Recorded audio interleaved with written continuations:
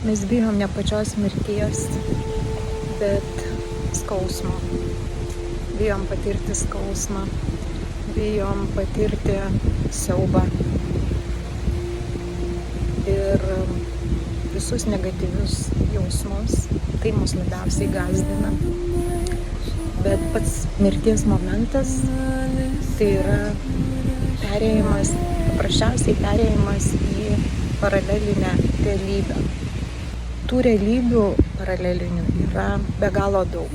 Vienos yra labai panašios į tai, ką mes gyvenam dabar, nes tai irgi yra tik viena iš alternatyvių realybių. Kitos labai skiriasi ir po mirties mes pritraukiame pagal mūsų sąmonės lygį.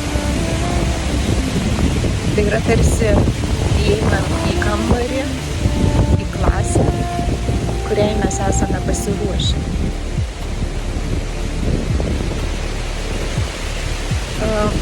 Taip pat čia mums gyvenant, mes negyvename tik šioje vienoje realybėje. Yra dar keletas, kurias mes prisimenam. Tai pavyzdžiui, sapnai, fantazijos įvairios, prisiminimai. Ar tarkim filmas, kurį žiūri ir įsijauti. Taip, kad nuolat gyvename sapne, tas sapnas sapne ir taip toliau.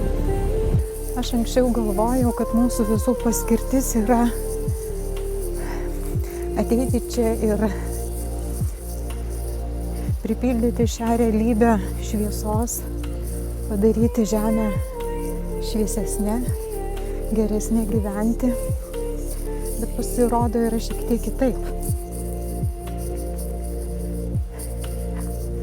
Mes ateiname, kad padėti šios realybės gyventojams pakilti,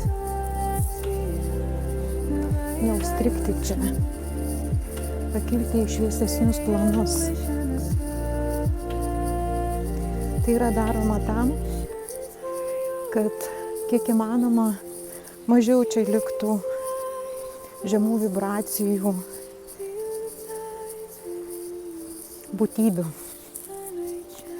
Kai jų liks nedaug, jos nebeturės galios ir ši realybė tiesiog pati susinaikins. Man tai buvo didelis atradimas.